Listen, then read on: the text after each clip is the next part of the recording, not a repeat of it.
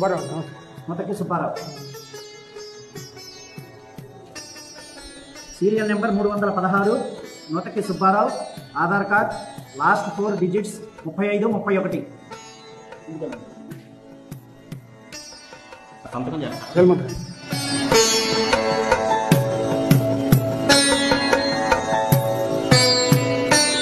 మీ ఎడమ చేతి చూపుడు వేలు చూపించండి.